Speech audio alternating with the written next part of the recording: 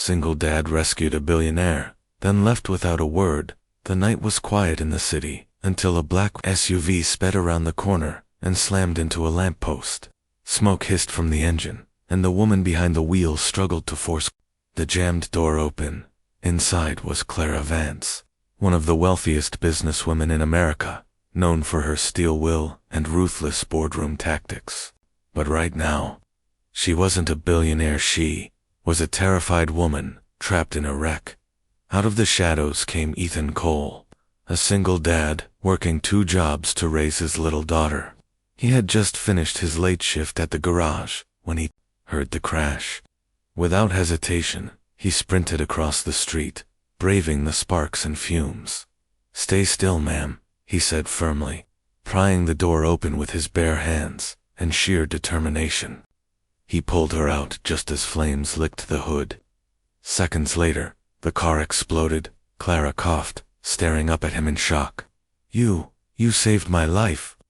Ethan only nodded, checked quickly that she wasn't seriously injured, and without asking for thanks, recognition, or reward, turned and started walking away.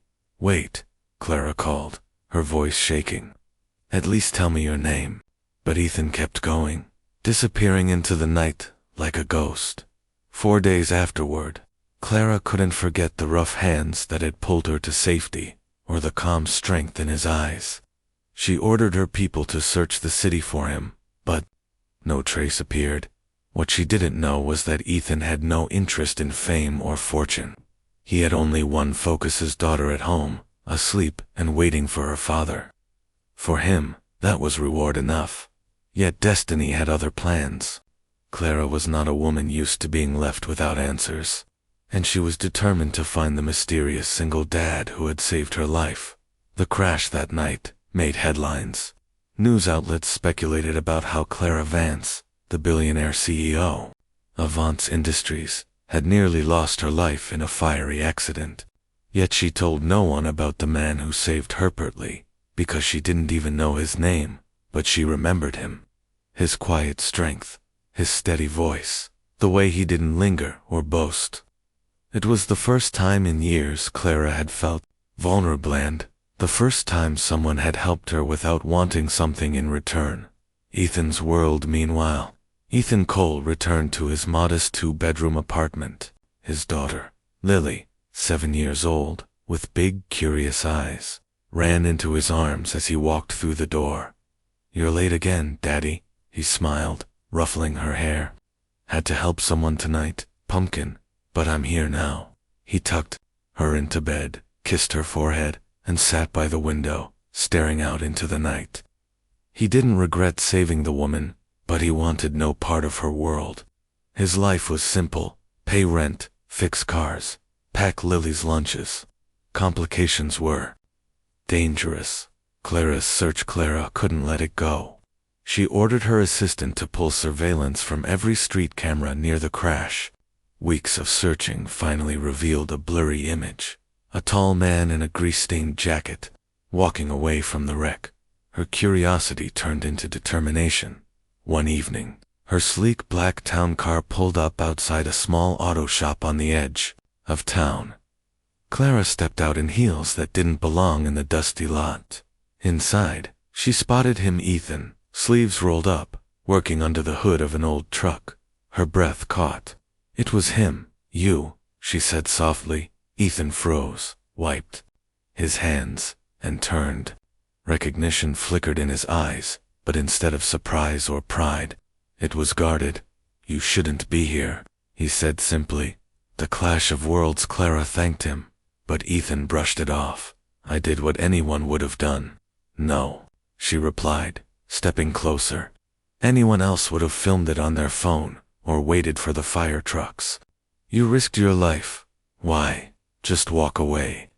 Ethan's jaw tightened. "Because I don't want anything from you." That stunned her. Everyone always wanted something: money, power, connections, but not him. Still, she was intrigued. And Clara Vance wasn't a woman who gave up easily, the daughter though. Turning point came a week later, when Lily wandered into the shop while Clara was visiting again. Clara watched Ethan soften instantly, kneeling down to hug his daughter. The billionaire's icy heart cracked just a little at the tenderness in his eyes. "Is this your little girl?" Clara asked gently. "Yeah," Ethan replied. "She's my whole world." For the first time, Clara realized why he had walked away. He didn't live for recognition or fortune. He lived for her, his daughter. A slow bond, despite Ethan's resistance. Clara kept coming back, sometimes with coffee, sometimes with expensive car parts she claimed were extras from her company. Ethan kept refusing her offers of money, but slowly, they began talking. About life. About Lily. About Clara's lonely childhood of nannies and empty mansions. One night, as they closed the shop, Clara admitted, "When you saved me, I thought you were just a shadow. But now, I don't want you to disappear again." Ethan looked at her, torn. He wanted to keep her away from his world, but something about Clara, the woman beneath the billionaire, armor was reaching into the quiet places of his heart. The conflict word eventually got out that Clara Vance, the untouchable billionaire, was spending time with a mechanic. The media swarmed, investors whispered, and Ethan's peaceful life was disrupted. Paparazzi even tried to photograph Lily at school. Ethan was furious.